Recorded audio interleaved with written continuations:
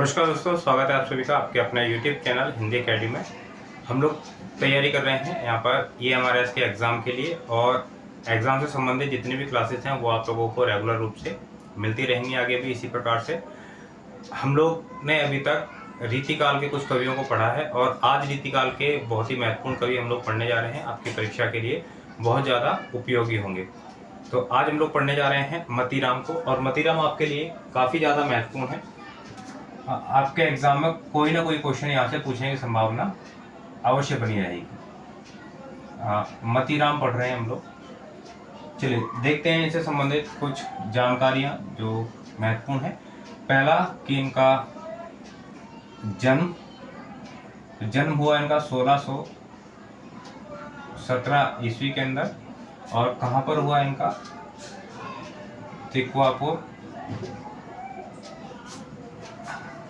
कानपुर, उत्तर प्रदेश।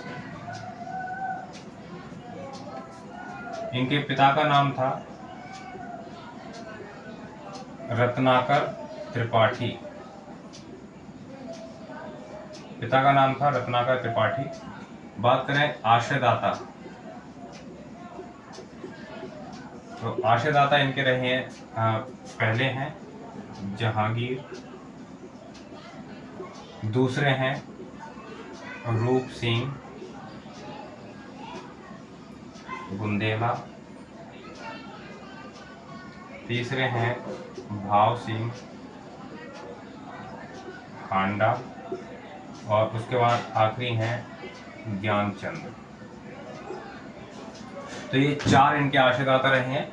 इसके बाद बात करते हैं इनकी प्रमुख रचनाओं पर। रचनाएं मैं आप लोगों को लिखा देता हूँ।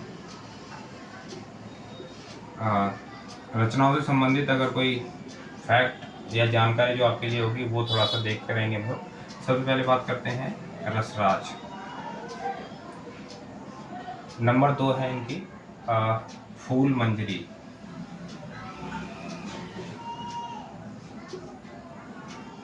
नंबर 3 इनकी रचना है ललित ललाम।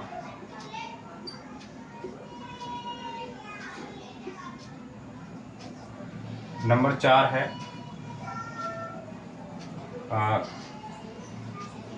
छंदसार संग्रह, व्रत कौमुदी।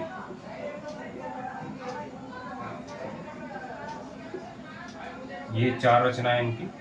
इसके अलावा 1-2 रचनाएं और हैं, उनको देखेंगे। सबसे पहले इन रचनाओं के बारे में थोड़ा सा जान लेते हैं। बात करें हम लोग रसराज की, तो ये जो रसराज इनकी रचना है ये इनकी प्रसिद्धि का आधार बना। ठीक है, प्रसिद्धि का आधार इनकी ये रचना रही। रसराज बहुत ज़्यादा महत्वपूर्ण है। ये प्रसिद्धि का आधार रही, इसका कारण भी है कि ये किसी के आशय में नहीं लिखी गई। जैसे आश्रयदाता है 4, तो ये रसराज जब इन्होंने लिखी तो किसी के आशय में नहीं लिखी गई, स्वतंत्र रूप से लिखी गई रचना है। और इसके अंदर नायिका भेद है। इसके अंदर वर्णन किया गया है नायिका भेद। ठीक है, तो बहुत ज़्यादा महत्वपूर्ण इसलिए क्योंकि किसी के भी पूछा जा सकता है कि किसके आश्रय में लिखी गई है, तो किसी के आश्रय में ये नहीं लिखी गई, इसको ध्यान रखना है। ठीक है, और इस पर जो केशव की श्रृंगार मंजरी है उसका प्रभाव मिलता है। ये आप चाहें तो नोट कर सकते हैं। केशव की श्रृंगार मंजरी का प्रभाव इस रचना पर मिलता है। बात करते हैं फूल मंजरी की, तो फूल मंजरी जो लिखी गई थी वो लिखी गई थी जहांगीर के आदेश पर। ठीक है, जहांगीर के आदेश पर लिखी गई थी फूल मंजरी, और ये आगरा में लिखी गई थी। दूसरा,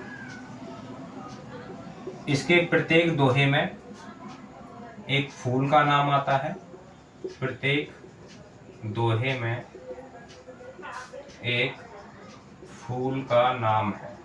ठीक है, प्रत्येक दोहे में एक फूल का नाम है। उसके बाद बात करते हैं हम लोग ललित ललाम। ये है ललित ललाम अलंकार ग्रंथ है, ये अलंकार युक्त है। ये लिखा गया था भाव सिंह हांडा के आश्रय, भाव सिंह हांडा के आश्रय में लिखा गया था। इसके अंदर 100 अलंकारों का लक्षण और उदाहरण मिलता है। ठीक है, कितने अलंकारों का? 100 अलंकारों का लक्षण उदाहरण यहाँ पर मिलता है। बात करते हैं छंदसार संग्रह या फिर व्रत कौमुदी, इसके बारे में।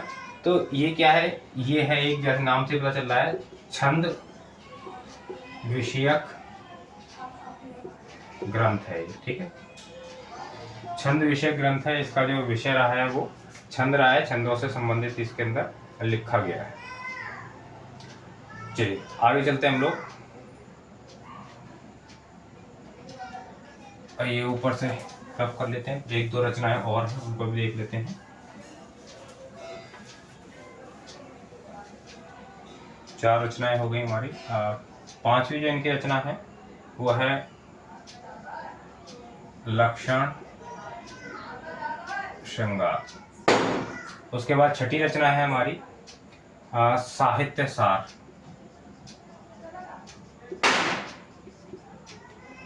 अगली रचना पर चलते हैं, अलंकार पंचाशिका।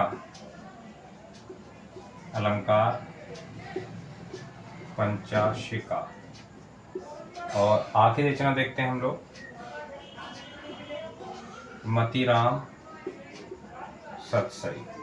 ठीक है, तो ये रचनाएं आप लोग थोड़ा सा ध्यान रखेंगे।